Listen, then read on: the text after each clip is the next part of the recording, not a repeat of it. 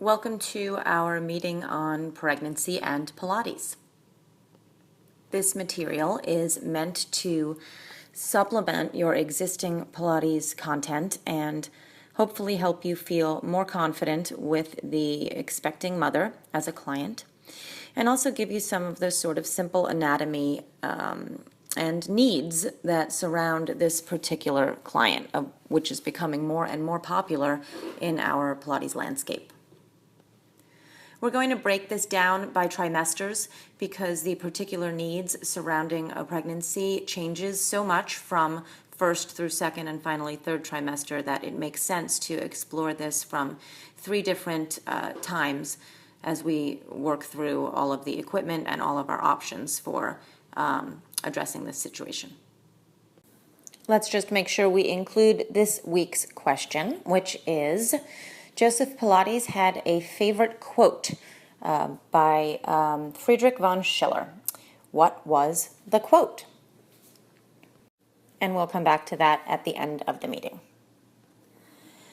Okay, so the most important thing to know about creating a pregnancy workout that is true to Pilates is why. What are we doing here? What is the purpose of working out in pregnancy using the Pilates system? In fact, there are really specific reasons to do so. So here's our outline, or our working outline, for why we use Pilates to work out during pregnancy. There are 3 things or 3 goals to achieve with the Pilates method during pregnancy, and this is the guideline for your structure for each and every session, really actually beyond pregnancy, but certainly within pregnancy. When you are listing the exercises that you will do with your pregnant client, each and every exercise must accomplish a specific goal, one of 3 goals. The first goal is maintenance. That means, hey, we're trying to maintain our pre-existing level of fitness, or as close as we can get. To be fair, it's near impossible, but at least we have a benchmark for where we were, where we started, and then at the minimum, we'll know exactly where we want to come back to once the baby has arrived and mom is ready to resume workouts again. So initially, our first reason for using Pilates during pregnancy is maintenance. Our second reason, our second why, and our second goal, part of our structure, is prevention. We use Pilates as a preventative measure, and we're using that because we know that certain things are going to happen to a woman's body from trimester to trimester. If we prepare in advance by using particular exercises in anticipation of what's to come, we can actually prevent the negative or adverse effects of pregnancy. So that's a big why, and that's the way to look at the list of the exercises you're building in a program. So, hey, does this exercise maintain her pre-existing level of fitness? Will it help maintain that? Or might it help prevent something that's coming down the pike? So slotting exercises into one of these 2 categories is going to be an objective that you have as an instructor. So what's the third component here? Our third component is compensation. And this is simply things will happen. Things continue to happen. The body is evolving day by day. There are specific measurable changes happening, and we have to compensate for those changes. So anything that's a negative effect of pregnancy is something that we can compensate for in the training. So taken as a collective, the structure of your session for pregnant women is every single exercise must either maintain, prevent, or compensate. And that is going to be pretty much your guideline for working with this population.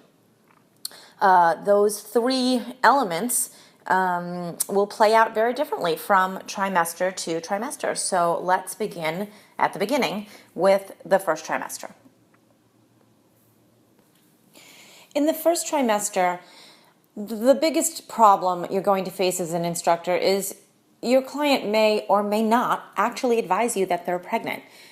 This is information you want to get pretty early on, as it will inform your exercise selection and it will inform your contraindications. So For many women, they don't know they're expecting, and for other women, they don't want to say that they're expecting. Maybe they've had miscarriages before, or they are keeping it a secret, and no one has ever really told them that they ought to inform their personal trainer. So you may actually not know that your client is pregnant until second trimester, which is a bit of a disadvantage for you as a trainer, but it's not the end of the world. There isn't much you can do if you don't know what's going on, but just put your listening ears on. If you've got a newlywed, or they tell you that they're trying to conceive, by the time a woman says she's in the family planning way, she may already be pregnant. So you may want to treat her as though she were already in her first trimester. The second biggest challenge in the first trimester is that most of the changes are not visible. So as an instructor, we rely upon visible cues. You see that a leg can't move as much, or you see that there is weakness on one side or asymmetry. But in pregnancy, particularly the first trimester, often you can't really see anything. There are no visible signs. So let's talk through some of the invisible things that do happen and you do need to be keyed into for this client. The most obvious change in the first trimester, which is not visible but is glaringly apparent, is fatigue. Fatigue is profound. This is the baby building stage, so the mother's resources are tapped. What does this impact in terms of a session? It impacts quite a lot, actually. It affects the tempo that you choose. It affects the repetitions that you can successfully accomplish. And even more importantly, it's going to affect the intensity that you are able to demand of your client, which kind of puts you in a catch-22 because you want to make sure that you can preserve as much of the pre-existing level of fitness they came in the door with, and yet they really can't push to the same degree that they were able to prior.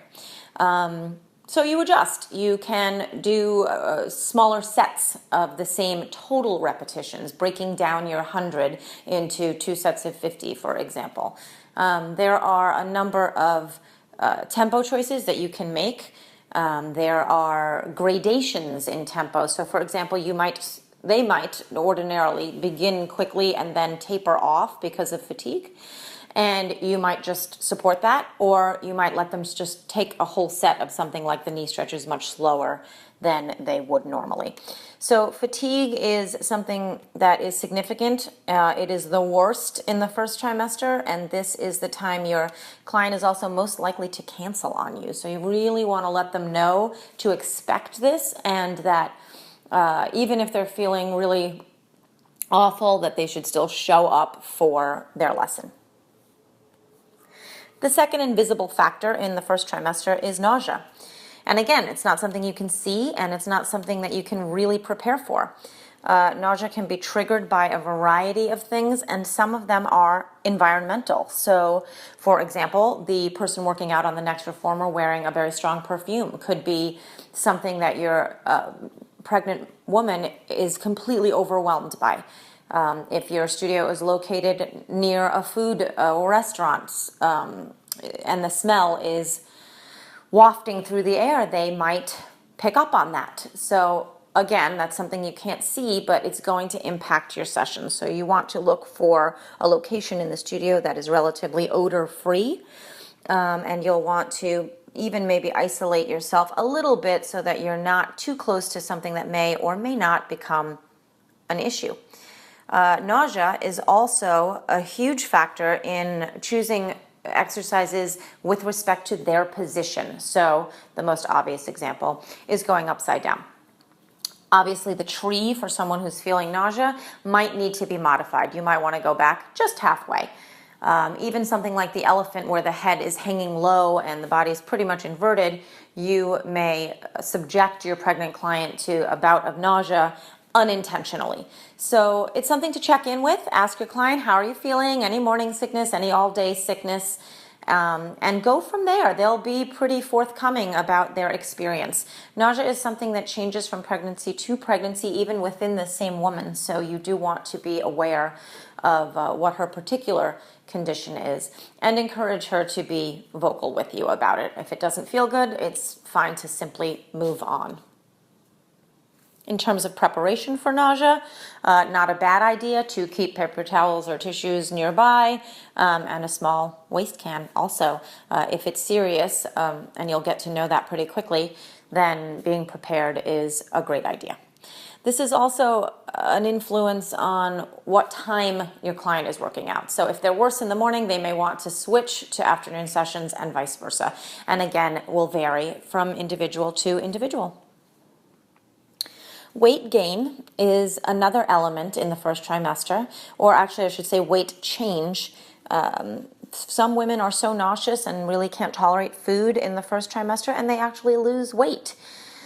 Weight gain is more common, and there's usually, a smaller uptick. This is not the trimester where the bulk of weight is gained, but it does affect your session, particularly with your intermediate or more advanced clients. And the reason that's true is because Pilates develops such keen muscle awareness and muscle memory. And if you are relatively constant at a body weight, which most people are, and you've trained in Pilates for some consistent amount of time, your body remembers exactly how much pressure to apply, how much resistance to use in all the exercises you do. And if that is suddenly thrown off kilter with a weight loss or weight gain, your body is moving with a different ratio of resistance to weight. So if you weigh 100 pounds and you're working on your reformer and you've always weighed 100 pounds and then suddenly you weigh 110 pounds, actually the springs may not feel as hard or even provide as much support as they did when you were just 100 pounds. So immediately there is a change, a noticeable change to your client, and they may feel it and not even be able to articulate it, but it is there, and it's something you want to be aware of, particularly in exercises that involve the use of the springs, even more so than the mat, because body weight is something that is much more in the client's control, and even though it might feel different, they can accommodate. But once they're working with fixed resistance, as they do with the springs, things can change pretty markedly for them. That brings us to breast tenderness, which again is not something you can see, but will be a pretty vocal complaint from your first trimester moms. This breast tenderness affects your choices because positions on the stomach face down can be really uncomfortable. So your pull straps or even your neck roll on the mat, these kinds of exercises are going to automatically be somewhere you pause and think, ooh, is that going to be okay? And these kinds of things can sometimes be offset by simple recommendations from you. So, hey, you should wear something supportive. Do you have a good sports bra or even a dancer leotard that will give a little bit more binding and support to the soreness, because it is an impact that is pretty dramatic, especially in the early stages.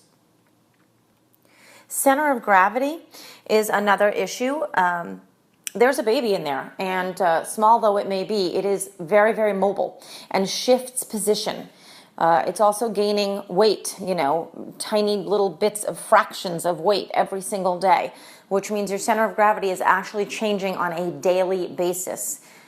This becomes far more pronounced in the later trimesters, but even in the early trimester, center of gravity can be impacted, and this means balance may be affected. This is a time from day one to the end game of pregnancy. You want to be aware of balance changes. Do not leave your pregnant client on a high surface, a raised surface where they are not guarded well. In fact, you may want to eliminate things that put them up on a raised surface where their balance can be compromised. Anytime you're using a unilateral stance or one-legged exercises, you must be close by, either providing hand support or or even more support. But your best stance for safety is always off to that side back angle and that posterior lateral, right off to the side where you can catch them if they go back, and close enough sideways that you can put an arm around one side and guard them very, very carefully from both sides of the body. And this way you get all directions. So balance is something you want to be aware of. It relates directly to center of gravity. And again, this happens immediately in the first trimester and will become amplified as the pregnancy proceeds. Finally, for the first trimester, one of our more invisible elements is psychological. There is, particularly with a first pregnancy, there is a tendency to feel fragile, to feel delicate, to feel concerned. First-time moms have no assurances that the pregnancy will come to fruition, so there are always nerves. Clients who may have been sort of on the brave side earlier, you may find that that has changed and they feel reticent to take on new things or to even do exercises they're very familiar with. They'll ask you for assurances, and you should be very clear about what is and isn't okay. Hormone changes bring on genuine psychological alterations. So there can be emotions, there can be joy, there can be weepiness, there can be hypersensitivity. All of these things exist within the first trimester and beyond, but the hormone uptick is so dramatic in the first trimester that this is really the period where your client may be the most sensitive and need the most support from you. So just be aware and be available. Okay, so you have all this information about the first trimester and the symptoms and markers of pregnancy. What are you going to do with it? And I want to bring you right back to your original blueprint for this program, which is number 1, maintenance, number 2, prevention, number 3, compensation. So maintenance means for the first trimester session, you are going to jump off of your client's original program. Do whatever you're able to do and leave out anything that's uncomfortable. It's pretty basic and lots of common sense. There are not any legitimate, overwhelming contraindications for a normal, healthy pregnancy in this first trimester, other than to prepare for what is commonly termed the marathon of labor. So keep them as fit as possible, jump off the original program, and do whatever you're able to do.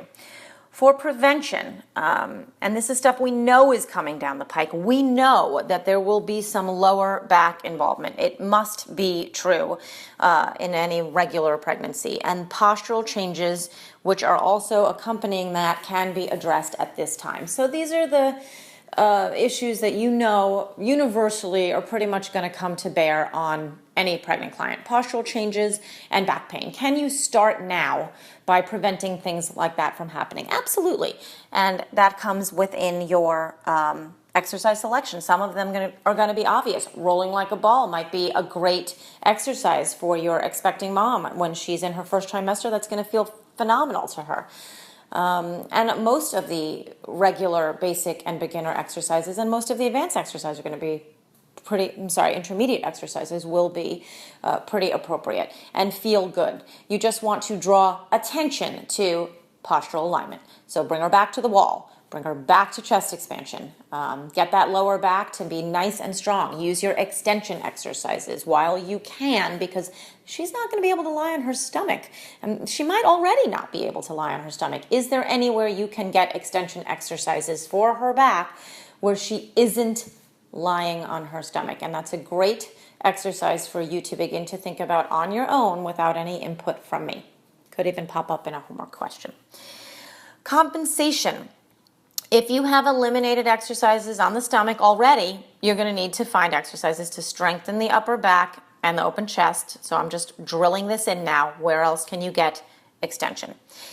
So a good exercise at this point is to take a pause and write down a beginner/intermediate workout that you could give your first trimester mom, assuming that you know, and just as a reminder, you might not even know they're expecting, but assuming you know they are expecting, then you want to sort of make a list for yourself and put a little asterisk or star or highlight next to all the exercises that you think might become problematic or things you might want to be aware of. So positions primarily at this point, things that might induce nausea, things that might be uncomfortable for the chest or for laying face down. What are the exercises that are a red flag for you already at this point, and how can you compensate for their absence? And that will bring us right into the second trimester. So let's talk through our issues. We'll start with the most noticeable one because we're now moving into things you can see. This happens in the second trimester. Things you can see. Weight gain becomes more apparent. And this will begin to affect a woman's ability to perform certain exercises.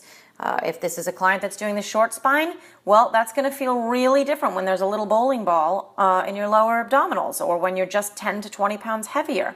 The expanding girth is going to affect positioning. Exercises on the stomach are completely eliminated, and even if you didn't know that your first trimester mom was in her first trimester, so you may have been actually performing exercises on the stomach, at this point they are fully consciously eliminated. The hug on the short box becomes something to look out for, right? This is where you would want the arms to hug the waist. Do you want the arms hugging and compressing the midsection? Well, you don't. So this is a modification you'll want to employ. The tree, obviously going back to a certain point, isn't going to be comfortable. The stomach massage becomes extremely cumbersome. Getting onto the apparatus, sitting very close, you really can't fit the legs around the abdominals. You may have to simply move back, or at a certain point eliminate the round. You will be surprised how impossibly challenging it becomes to reach for the underside of the carriage when your midsection has become truly larger than it was. Moving on from that, even the exercises on the mat start to become something to be careful of. And it's a good time to pause and talk about the official recommendations from the ACOG, which is the American College of Obstetrics and Gynecology. So the ACOG is really the only health, medical, or official government body that has issued any recommendations on pregnant women and exercise. And for many years, they took the stance that the heart rate, max heart rate, and you may have heard this, is 140 beats per minute for exercising women in pregnancy. Well, it has come to light recently that they really didn't have any studies to support this. They just kind of threw out a number. What does that mean? Well, it means that if your client is a runner and she's been routinely getting her heart rate up higher than 140, there isn't really any reason for her to stop now. For everyone else, you can still use it as a baseline. In Pilates, people aren't really running around with heart rate monitors, but if they ask you for advice, you can tell them the ACOG recommendations are max 140, but those are coming into question these days as there are really no official studies because you can't test on pregnant women and, find the adverse effects. Oh, gee, at 160, they all fainted. So there are ethical problems with performing studies on pregnant women. 140 has been the accepted baseline. There haven't been any adverse effects reported at 140. Having said that, it is, in fact, a completely random, arbitrary number. Beyond that, the ACOG initially used to recommend that women exercise during pregnancy for 3 times a week, I believe. And it was like that for a long time, at least 15 minutes, 3 times a week. And their last update actually included daily exercise and changed the intensity level from mild to moderate, meaning your pregnant woman is expected and recommended by the government to be working out daily at a moderate level of intensity. This is good news. It means you don't have to tiptoe around their session. It is okay for them to sweat. It's fantastic if they achieve some level of conditioning during their pregnancy. The one ACOG recommendation, and the one that you've probably heard the most and the one that impacts your session the most dramatically, is that a woman after her 4th month of pregnancy should not exercise lying on her back. And this, of course, can be quite dramatic for you in your session as you think, whoa, what do? I can't put her on the reformer on her back. I can't put her on the mat on her back. I can't put her on the Cadillac on her back. What will I do for 55 minutes or 45 minutes or an hour with my pregnant client who is now past her 4th month of pregnancy? First of all, I'd like to revise the 4th month status. Although ACOG has reported its 4th month, a broader and safer pattern for you is 2nd trimester. So once your client is in their 2nd trimester, you want to avoid flat on your back exercises. The reason for this is pretty simple. Exercising on your back or just lying motionless on your back has been associated with decreased cardiac output, meaning there's not enough blood going out, and then decreased venous return. So now there's not enough blood coming in, and decreased blood supply to mom and to baby basically puts the pregnancy at risk. So what are the modifications that we can employ? So now with the ACOG recommendations in your knowledge bank, let's return back to the 2nd trimester and the visible changes that you're going to see.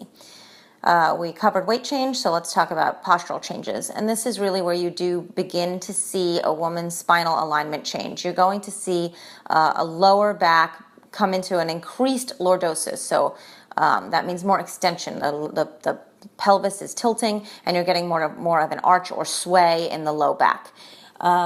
Because we're human beings and our bodies respond to changes at one end by compensating at the other end, an increased lordosis at the lumbar spine will typically result in an increased kyphosis at the upper back.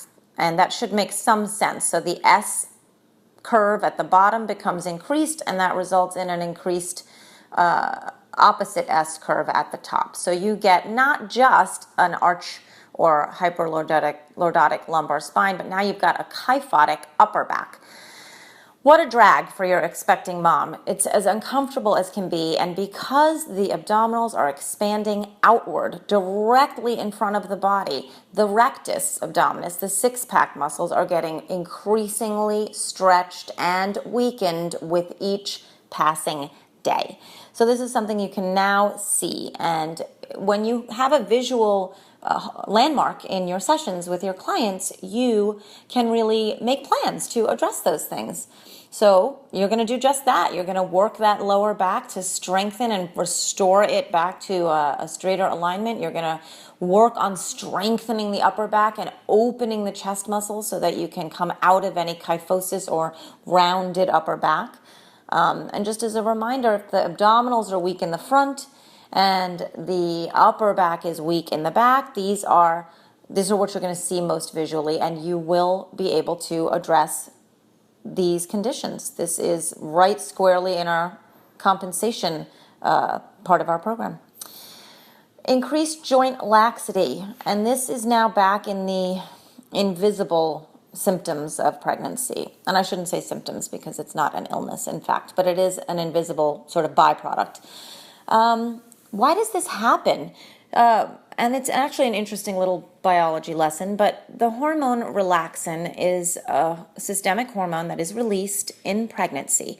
Its target in the body is the pubic symphysis, and the idea is that your body releases a hormone that will help facilitate childbirth, and it does this by helping the pelvis to spread. The hormone itself actually attacks the joints of the body, helping to make them more lax.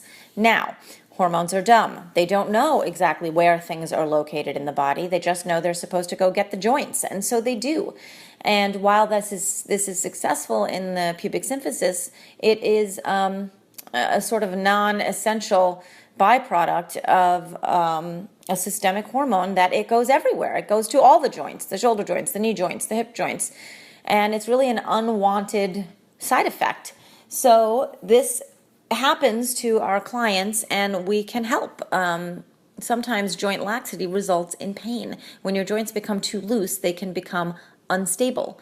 And what you see very often is that instability in the joints can result in a sort of natural organic overcompensation in the muscles. So the muscles will actually tighten in response just because they're thinking, wow, it's really loose here, this isn't stable, I have to do something to hold on, and the body cleverly compensates.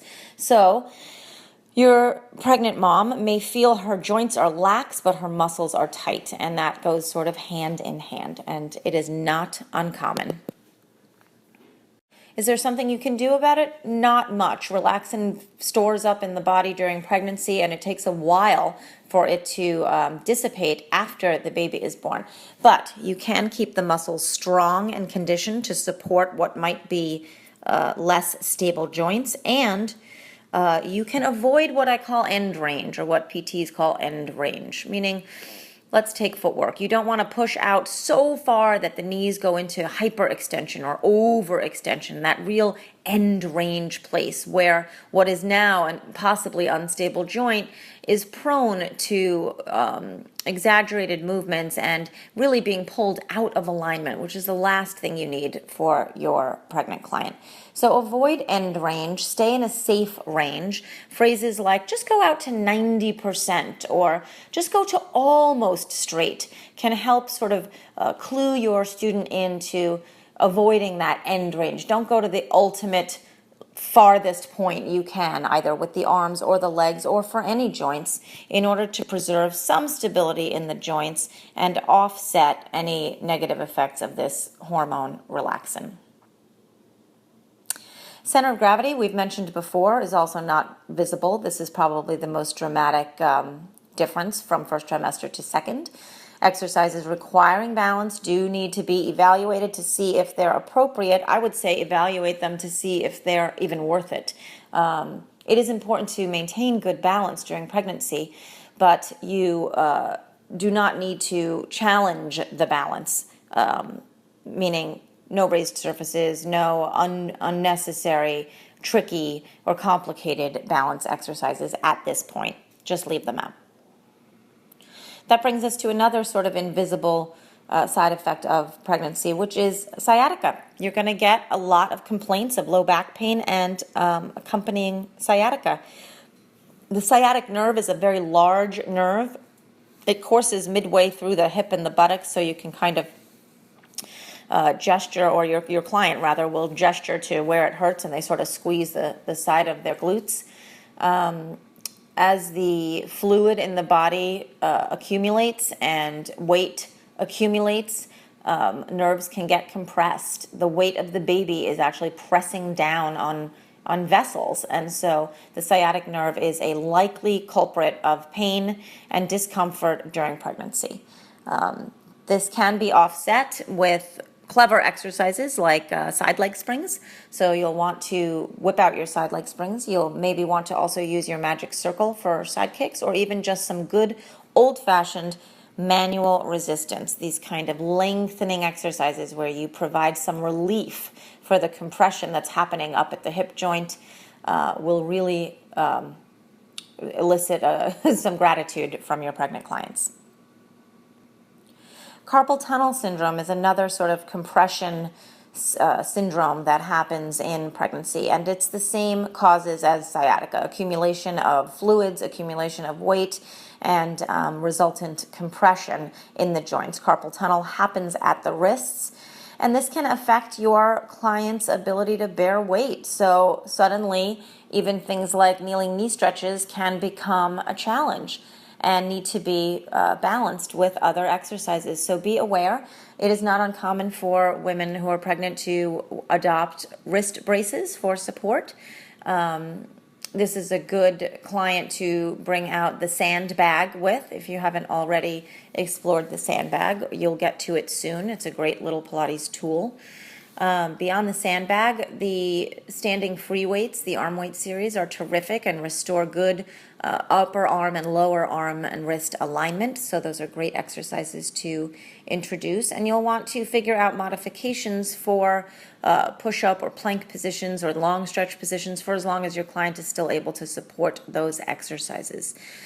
And that looks like modifying the hand position so that the wrists can maintain a long, lengthened position. So what you don't want is that very bent or cocked wrist that gives you an extreme angle and then forces the compression of the vessels to be even further compressed. You've seen modifications for the push-up position, either holding the push-up handles. You can see how on the mat, the raised mats, you can come to the edge of the mat and kind of wrap your hands over the edge to release some compression or reduce some compression there. There are a few opportunities to keep the wrists nice and long and lengthened and reduce pain from carpal tunnel. Of course, if you have to simply avoid any weight-bearing exercises, that is also a legitimate option. So wrapping up that second trimester session and just bringing us back once again to the three components with respect to maintenance. Do as much as you can, of course, adding exercises which are appropriate. The abdominals are weakening due to stretching and distending, so you do need to keep them toned. In our preventative category, we are going to be working in a smaller range to prevent joint injury, as discussed when we talked about relaxin. We want to work on balance and coordination, which are impaired by pregnancy, but we don't want to select dangerous exercise and promote falls. And for compensation, you're going to want to focus on stretching the low back, strengthening the upper back, and continuing to strengthen the abdominals, as well as stretching the chest muscles. Let's now talk our way through third trimester. Some of the symptoms are the same and some of the symptoms are new. So for our third trimester client, you're going to, of course, see weight gain, which will appear to be the most pronounced in this stage, although it may not have been the biggest change from second trimester to third. I see more often that from first trimester to second is really where you get the largest change in weight, where the steady incline at the end or increase at the end may look to be the biggest, but is not necessarily the most pronounced.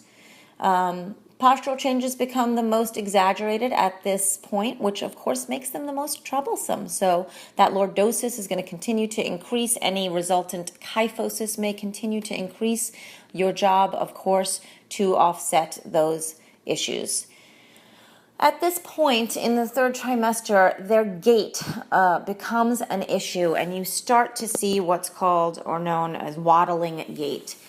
Why does this happen? It's actually really interesting. This is a balance issue. This is the body's attempt to restore balance and keep a safe base of support.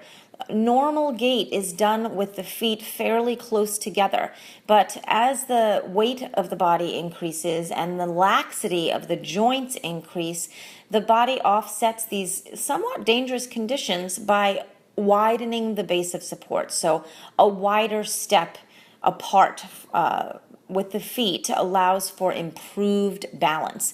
And if you just look at the body shape from head to feet, if the midsection of the body is the largest and most dense with weight area of the body, it needs to compensate. It needs to figure out a way to keep that balanced. So by separating the feet side to side and creating a wider base of support, you create better balance and less instability.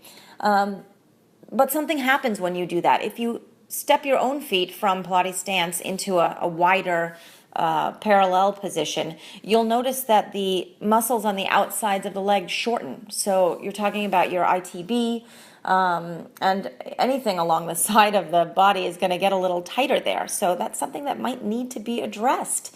When your pregnant client has her baby, that doesn't just go away. The gait may try to restore, but in the absence of lengthened muscles, it's going to be a real tricky time to get back that kind of normal gait. So this is something you can work on within the session. Once again, bringing you back to exercises done on the side and working particular side leg exercises and springs that can help restore length in the side of the legs, the outsides of the legs. Fatigue does rear its ugly head once again in the third trimester. This is often because insomnia has set in. Sleeplessness is it has a real impact on your clients, and you may find that your previously energetic clients are suddenly absolutely bleary-eyed. I always think this is nature's way of preparing a new mom for the sleepless nights ahead, but In any event, it is a factor and it's something you have to deal with. Be sensitive. Your clients are there. If they show up, that's 90% of it. So just try to coach them through. Remember that it takes energy to make energy, so it isn't going to make them worse by exercising, even if they are fatigued. You may see swelling in this third trimester, particularly during the final weeks of pregnancy. Fluid accumulates and you may see pronounced swelling of the hands and feet. This is particularly pronounced in the summer months. And I do remember reading somewhere that August is actually the biggest birth month. So you've got the largest amount of babies being born, which means the largest amount of women in their third trimester, which means the largest amount of swelling that you're going to see is during that time in that demographic. The swelling of the feet sort of makes you think, oh, I could elevate the feet, right? Common sense, let's get the feet up, which sounds good if you are on your back exercising, but if you're in your third trimester, you are not on your back exercising. So you have to be creative with getting the feet up in the air, and that may look as simple as the high chair, where you get to sit and extend one leg for your single leg pumping. There are many exercises where one leg is up. So have a look through your list of exercises at that. Swelling of the hands, however, can be more problematic and can really bring on that carpal tunnel and bring on a reduced ability to bear weight. So if you see swelling on the hands, you just want to red flag it and note for yourself that weight-bearing exercises may, in fact, become a problem. I want to take just a moment to talk about feet in pregnancy. We spoke earlier about the hormone relaxin and how it attacks the joints of the body, but it isn't just the large joints. It affects all the joints, and there are many, many bones in the feet, and that means there are many, many joints in the feet.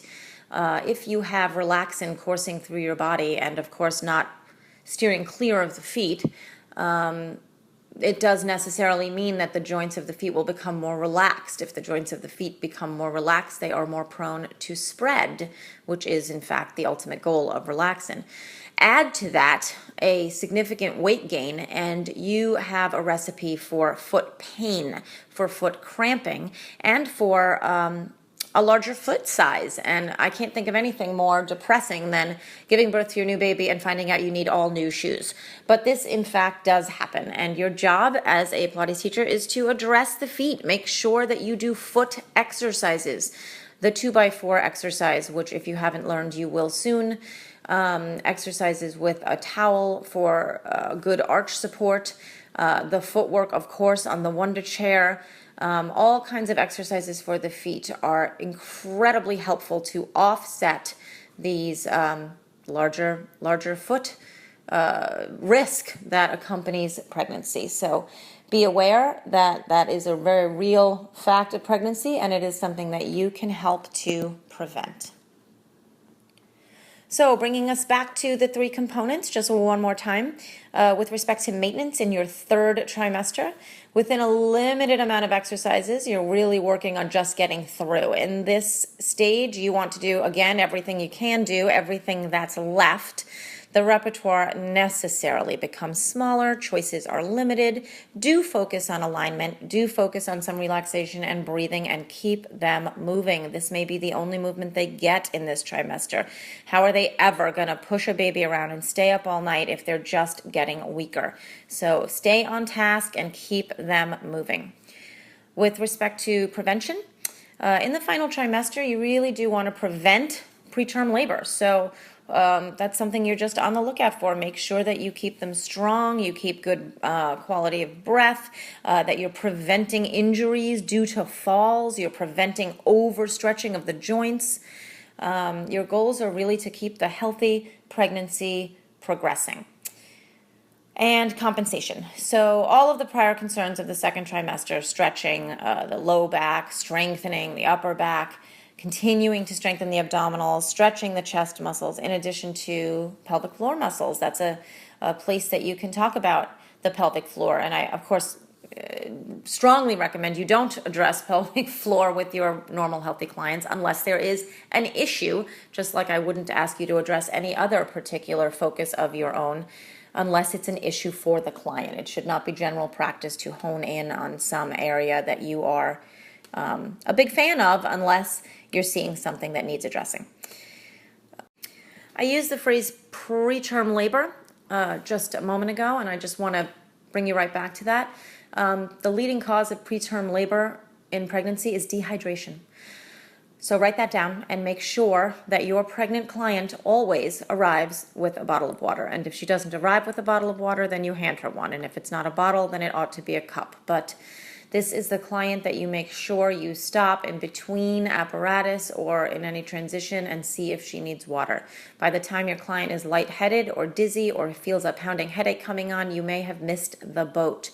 Keep her hydrated. It is absolutely non-negotiable. Okay, so you're here at the end of this third trimester, and it's all you can do to keep the lesson going. So I want to give you a list of short, what I call fillers. These are exercises you can pretty much fill time with. That is not to say they're not effective. That's just to say that when you are at a loss for what to do because their program has been reduced, these exercises should come to mind as moves that will help sort of get you to the finish line, that have benefit, and that are pretty safe to fill up a pregnant session with. So here are my suggestions. The wall. The wall is a great, great series, and wow, does it feel good when you are super big pregnant.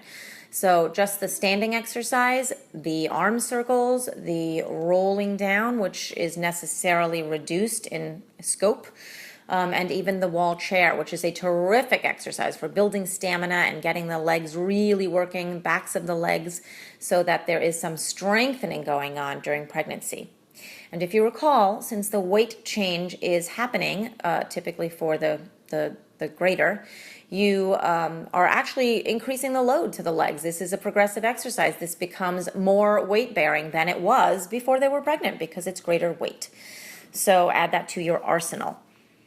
Next up is the leg springs, and I will just caution you that you're going to need the leg springs. You're going to need the leg springs to the side in the third trimester. They are one of the few series that they really enjoy, that they feel is being effective, and they can tolerate. So don't blow it in the first and second trimester by spending lots and lots of time doing the sidekick series with the springs if you don't want to bore them. By the time they get to third trimester, they'll have done that until they're blue in the face. You don't want to sort of eliminate all the other exercises in favor of the springs when you can preserve them for the third trimester. I'm not saying not to do them in second trimester. I'm just saying you don't want to do all of them and spend lots of time in the session in that second trimester when you're really going to need them the most during the third trimester.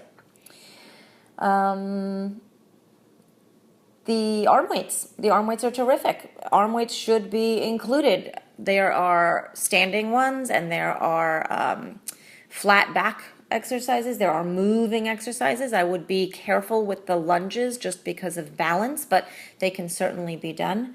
It is okay to play with the weight at this phase. Obviously, your 1 pound, 2 pound isn't going to have much impact, but 2 pound, 3 pound may have a tremendous amount of impact. The pedipole is a terrific choice for this client. So maybe not the exercises where you are facing the pole and belly bumping into it, but certainly the exercises from the back. So do what you can with the pedipole. They're terrific. And because the center of gravity is so much in flux here, this is a great opportunity to sort of restore that feeling of the center and move symmetrically. The arm circles over the small barrel are a really nice add for your client who needs to stretch her chest and kind of strengthen that upper back. And just talking about the arm circles brings me to something we haven't yet talked about, which is the use of a wedge.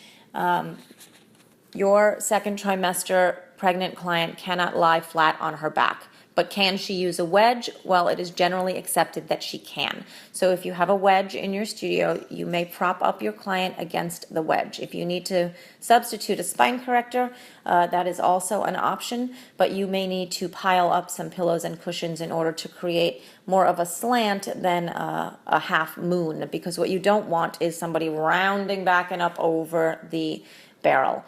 And I say that because the abdominals are already on stretch. If you are standing up straight and you're 8 months pregnant and your belly is poking out, then your abdominals are coursing all the way around that bump. So if you add to that an arc backwards, you are really overstretching the abdominals. So just be careful. It might feel good for some people, but it isn't a position that you want to employ with any regularity. I hope that that is a good list of exercises for you to pull from as fillers. It is a good idea for you to put pen to paper now and make a list of exercises that you feel concerned about or exercises that you want to be aware of. One of the motions that we haven't talked about and one of the conditions we haven't talked about yet is the diastasis. And that is simply a separation of the rectus. So that six-pack that runs down the front of your midsection has a connectivity or connective tissue running down the middle. And during pregnancy, that tissue can become separated.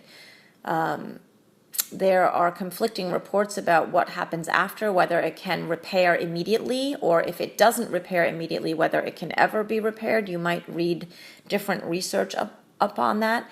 But the contraindication you want to be aware of is twisting.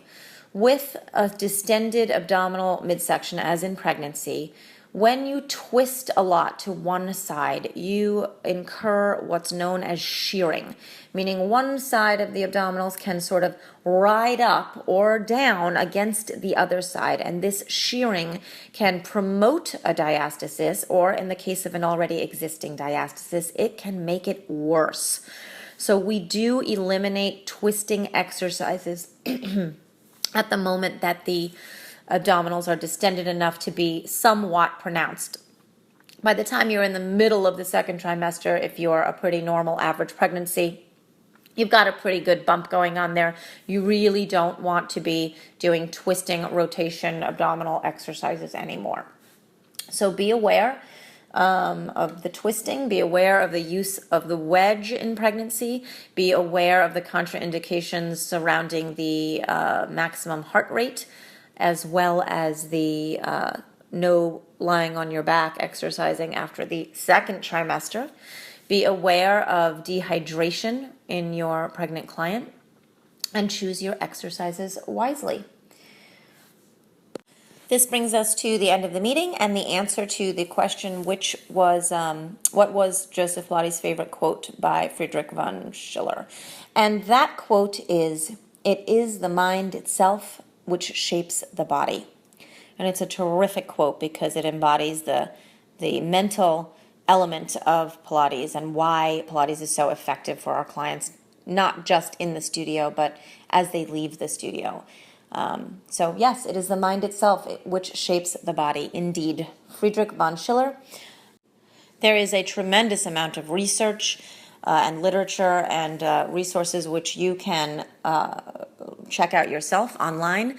For sure, go to the ACOG, I think it's .org website, and check that out just so that you can read for yourself the official recommendations and guidelines for exercising when pregnant. Have a great week.